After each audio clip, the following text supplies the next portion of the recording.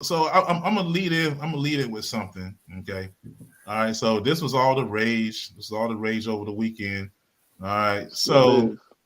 and I'm gonna play. We love I'm you gonna too, T. I'm gonna play this one. Hey Bailey, come on in, man. Hey, the link is in the comments. You want to come in? Come in, bro. Come get in on it. All right. Already had on just for the media, y'all. We're gonna give these kids exposure. We're gonna put a light on these kids. We're gonna allow them to shine. But you gotta understand that same light that causes you to shine is that same light can also show you blemishes. So I hope y'all ready. We ready. I hope you're prepared. We prepared. And I hope you're able. We able. Because I have a commitment to excellence in each and everything I do. And I did not leave my 100 acres in a mule to come here for we're gonna win.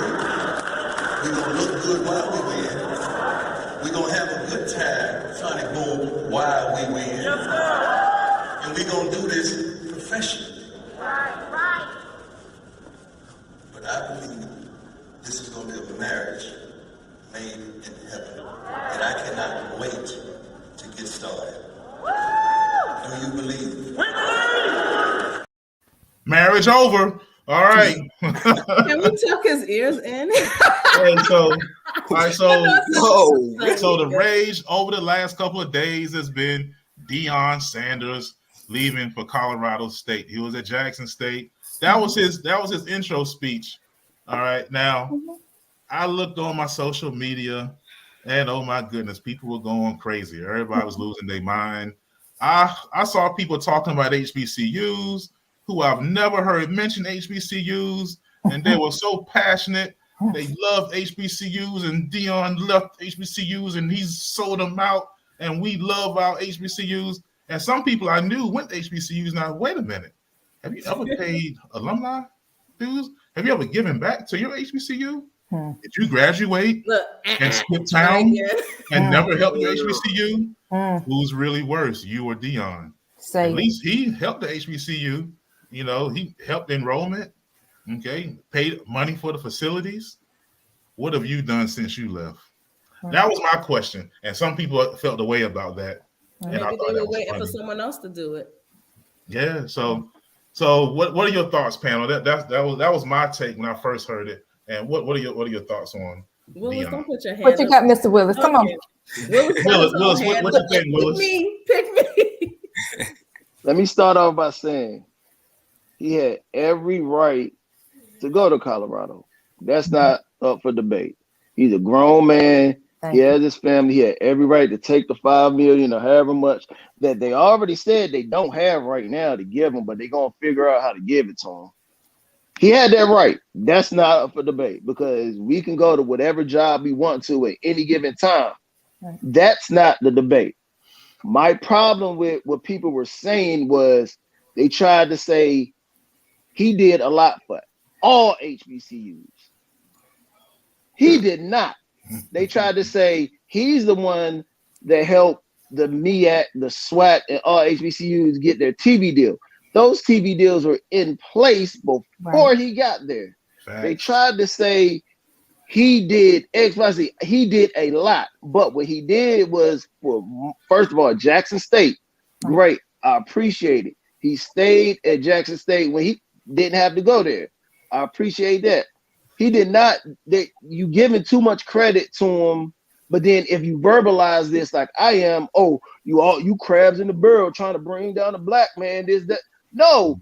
What did Deion? What did Coach Prime do for Elizabeth City? Exactly. Nothing. We still ain't got no scholarships. What you know what I mean? We're the same way. So where is this? I posted and I got into it with multiple frat brothers. What did he do? One of them went to East Carolina, one of them went to Elizabeth City State. And listen, I'm not gonna call their name, but I hope they're watching right now. Listen, they can always catch it later on YouTube, by the way. I don't understand how you're gonna say he did something that was already in place. What I will give him credit for, he brought attention more so. What else was in place beforehand? Right. The Pioneer Bowl, bet you don't remember that. Battle of the Bands was already in place. Nice. The Celebration Bowl was already in place. He highlighted it. Highlighting a book is different from writing the book. Yes. Okay? Oh, brother. Go now. Come on. Highlighting the book is different from writing. He did not write that book.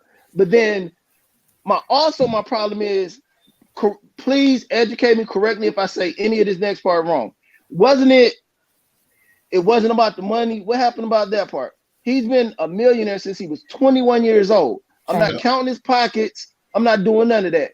But my problem with people in this subject matter is we like to use HBCUs as a stepping stone to the next part.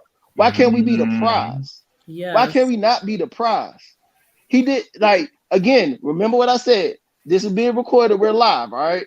Right. I said he had every right to do what he had to do, okay? But he didn't need it. He was good. His kids grew up rich. Jackson State could have just as easily been the next Appalachian State with time. Like Bomani Jones said, he literally just said, oops, yep, let me use this trampoline to get over here. He didn't want, you know what I mean? And what it was, COVID was the perfect opportunity to capitalize on HBCU culture. I've said he's not the only one. I'm gonna bring something else into this. It's because you're able to I'm gonna say it again, capitalize and make money off of the HBCU play, the HBCU culture, because now I can make money off of it. I.e., like Chris Paul. How are you all of a sudden now you support HBCUs, but you could have went to you didn't go to one. You didn't go to one. Yeah. But now because you can make money off of it, let me that's cool now. Let me go make some money off of that right quick. You know what I mean? Was my issue too. You want like what Drake say? You want with me shooting in the gym? We went to HBCUs before it was cool. We knew about it. You know what I mean? Like, what are we doing? What are we saying? Again, I'm a backup because I don't know what part of this anybody gonna hear. He had every right to do what he wanted to do as a grown man. However, don't treat HBCUs like a trampoline to go to your next spot and then sermonize all your speeches to make it seem like God told you to do X, Y, Z. As soon as you got the next opportunity, you went to Colorado. Who the heck gonna go to Colorado? What's in Colorado? Snow and mountains. All right, so Robin, what's your take on it, brother? All right, so I've never been to an HBCU. The college I did go to was a PWI. I only went for 1 year. They put it on my resume and I started my business. But I'm a football guy, though. That is one thing I am. I'm a big football guy. And one thing I got to say is I knew Deion was leaving when I'm not remembering who he played. They won, but he came in and he had like a red tape moment. He walked in and he was like, the guys play good, but somebody done broke into my office and done stole my wallet and my credit cards, and somebody done stole something out my son's car. And I don't know why everybody's out here. I got that. Hold on. Oh, you got the clip? So, because it was part of the point I was going to make here. Start off by saying God bless you, appreciate you and everything. I'm pissed off right now because I had mixed emotions. We won, the kids played really well. But while the game was going on, somebody came in and stole every darn thing I had in my locker room. Oh, the coach's office. Oh my God. Yeah. Credit cards, wallet, watches. Thank God I had on my necklaces. How? Oh, mercy. So when I talk about quality, raising standards, and that goes for everyone, man. Not just the people on the field, not just the coaches, not just the teachers, not just the faculty, but that's everybody, security in everybody. So how do you think it feels coming back after just teary-eyed because the guys have presented me with the game ball, one of the best moments I've ever had in my professional sports career emotionally. And then you go into your locker room, your coach's office to digress, and you notice that you don't even have a phone to call your mama, to call your girl, to call your kids, because it's been stolen. All right, so we got to cap the point of that, right? So when I saw that, I thought back on. I was like, in his speech, he said, "Look, talk about elevating everybody, not just the football team, and then you get your stuff stolen." So one thing, well, I'll come back to it. Erica, what do you think? No, I was about to go there. So go ahead, finish your point. Go ahead. I was saying, so you got to think Deion's been rich. He's been in luxury life for the past almost 40 years, basically. And so he came back and getting paid $300,000, and now you're back, like you basically in the hood now. You getting your stuff stolen, the facilities aren't as good, and let's be real, okay. If you went to HBCU, you know some, as far as admin competency and how people run things, are better than others, Right. and some aren't very good. And so, and I'm gonna bring up a point that somebody made in a minute here. There's rumors that some money was being mishandled. Okay? Yeah, and that's I was gonna bring that up, man. Right. So, and it may be a thing where it comes back and we apologize to Deion because the now was swirling that the football money was being taken and that he was earning from his charisma and what he built is being used for stuff that for the school, for things that weren't supposed to be used for. And so that may be an issue too, where it's like, okay, I'm here trying to do this, and you guys are doing things the old school, grimy way.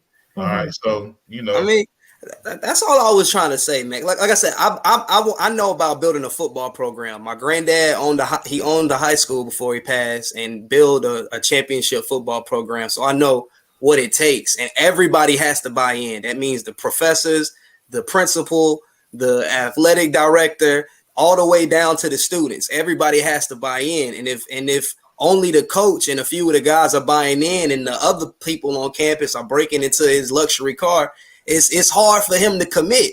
I mean, and plus, I think Deion wants to coach NFL football, and to coach NFL football, you have to be you have to win on all levels. You know what I'm saying? And winning in the SWAC. I mean, ain't nobody. Jackson State can't beat Alabama program. You know what I'm saying? So he admitted that. He admitted as much. It's just the truth. He can't even stutter when he said it either. Yeah, it's just the trick. They can't go out there and beat Alabama and compete for a national championship. And so, even though Colorado has no funding, they still have that name, Colorado University. And it's 3 times the alumni money that Jackson State has. Yeah, and comparing to what the boosters donate, and even the size of the stadium. And plus, if we look at what Deion did, he went to one of the worst football programs in the nation. Colorado is not a strong football program, so if he's able to do what he did in Jackson State in Colorado, I mean, we could be looking at another, what's the guy named in Seattle? The one that was coaching. Pete Carroll type situation where I'm just trying to show that I'm a proven winner and my program works. Now, do I agree with him choosing Colorado over, I don't know, maybe any other team that has a lot more black players? No. But I do understand that if I drove my car to work and I came back and my money swab and my wallet and everything is gone from the football locker room and my car broken into, and I think they said his son's car got broken into, it would make me want to leave too. I'm just being honest, because I feel like here's how I counted that though. Then that happened like last year or the year before that. If it was that bad, he would have left then. But I feel like it's like compound issues. Like if you're dating a girl and she comes and change your room, you're not gonna leave her because she changed the room. It may have aggravated you. Be annoyed, yeah, you might be annoyed. But then if you go out to dinner and then she blow up with you at dinner, you won't leave her for blowing up for you at dinner. But you gonna think about that. It gets it builds on. And so one more thing. If that happened, and now he's finding out that money's being mishandled, and exactly things behind the scenes is happening. If that's true. Well, here's the thing. Even when you use the male and female as an example, even when you have a breakups don't just happen unless something dramatic. Exactly. Breakup is like, nope, don't like that. Nope, don't like that. Exactly. Can I live with this for the rest of my life? Nah. And then so it's not overnight. It was probably a buildup. So I have a question though. Okay. So do we feel that as Black and brown, I'm to say Black and brown people, that in order for us to truly enrich our culture that we have to go to HBCU? Because I feel it puts you in a box.